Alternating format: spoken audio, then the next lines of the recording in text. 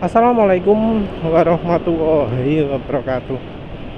Jadi penulis barusan dibilangin ya, ada rekomendasi kalau untuk filter udara itu perlu dikasih oli. Kalau soal yang begitu-begitu itu biasanya lebih ke asumsi ya, bukan dari pembuktian. Jadi filter itu kan sebenarnya ada tipe filter kertas, ada tipe filter kain. Nah, filter kertas itu cirinya gimana sih? Kertasnya juga ya jangan disamakan dengan kertas apa jenenge? Kertas buku tulis ya, nggak sama. Kalau filter kertas itu modelnya kayak kertas opo ya yang bisa dipakai contoh ya.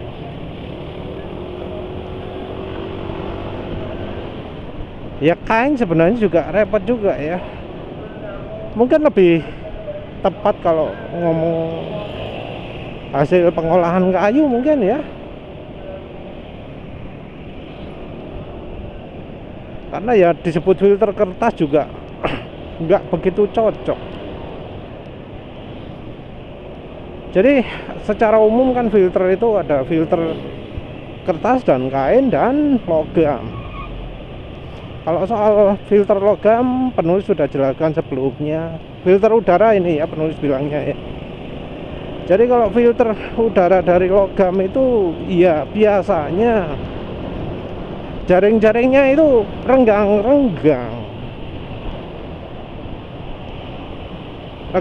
soalnya biasanya logamnya dianyam. Yang berikutnya agak renggang juga adalah kain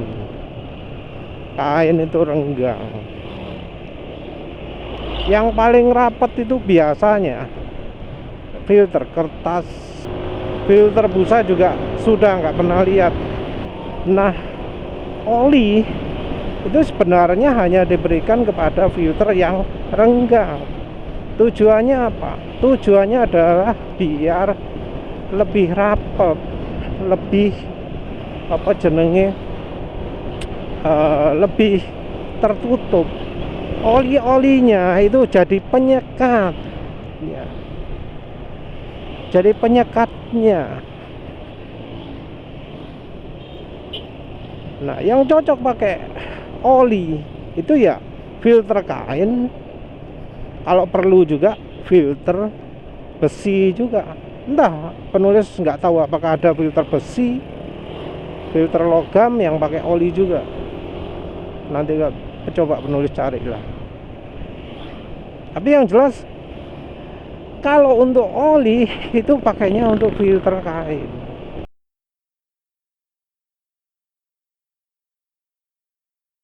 Nah, menggunakan filter kertas terus dikasih oli, wah apa itu? Ya menurut penulis nggak tepat ya.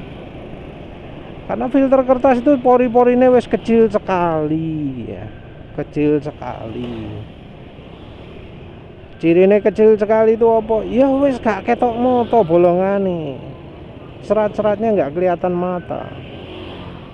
Beda dari filter apa jenenge kain, beda dari filter besi, kelihatan serat-seratnya kan, kelihatan lubang-lubangnya.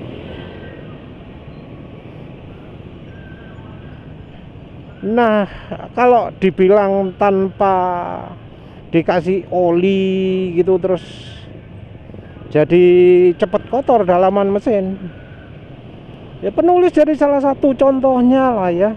Apa perlu tak buka apa filter motor ini ya, tak buka tak lihatkan dalamnya ono debunya apa enggak gitu ya. Karena motor ini umurnya berapa ini? 27 km.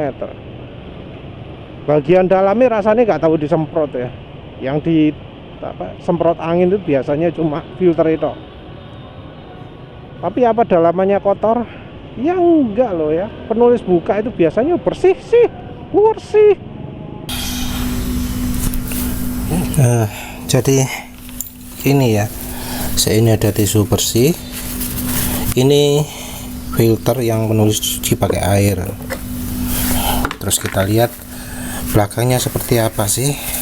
Situ bersih ya, ternyata ya, bersih ya. Yang ini juga bersih loh. Ini bersih loh.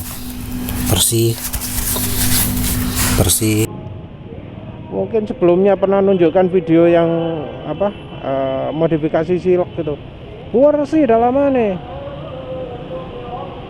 Jangankan yang dalamnya filternya, yang baliknya filternya loh, gak ada debu nih. Iya, udah penulis cuci. Ya yang dalamannya itu loh ya. Penulis coba pegang, gak ada debu nih, gak ada bekas debu-debunya yang biasa jelaga warna hitam itu nggak ada. Padahal penulis nggak pakai oli, dan penulis juga nggak pernah ganti oli, ganti filter ya. Filter itu kan kalau di bengkel, wah ini harus diganti, ini filter ini harus diganti ya.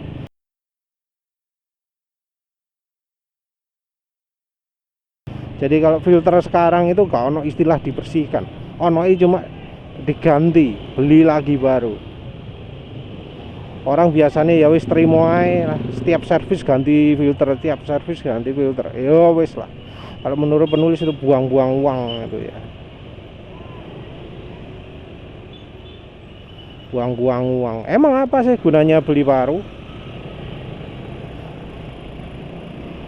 Tujuan filter itu apa?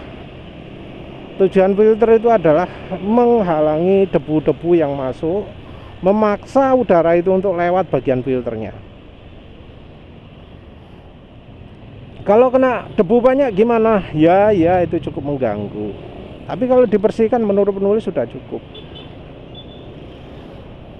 Menurut penulis sudah wes nggak perlu lagi lah di apa-apakan lagi. Kasih minyak, waduh, itu malah tambah buntu. Padahal tujuannya filter cek udara bisa lewat, malah dihalangi lagi. Lah makin kacau. Jadi untuk filter itu pakai oli itu salah ya. Filter OEM itu pakai oli itu salah. Terus untuk cara cucinya, mau pakai cara apa ya? Terserah wis.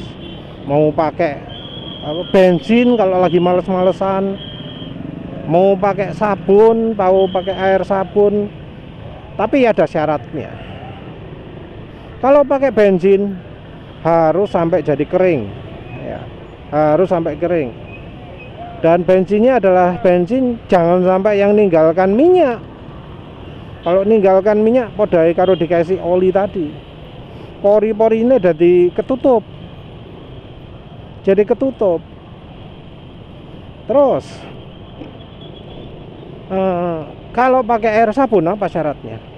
Membilasnya harus betul-betul bersih.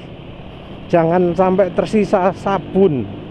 Jangan sampai pH dari filternya itu lebih dari 7. Jadi diusahakan netral sesuai dengan air. Jadi bilas sebersih mungkin. Dan tentu ada juga keduanya punya persamaan, yaitu harus dikeringkan. Mau pakai bensin, mau pakai air, itu harus kering. Kalau nggak kering, ya nggak mau nyala nanti.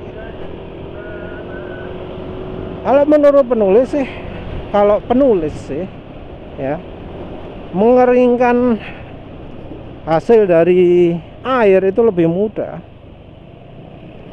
Pakai pengering air beres. Kalau sabun ono sisa kalau pakai bensin ono sisa minyak, mengeluarkan minyaknya susah.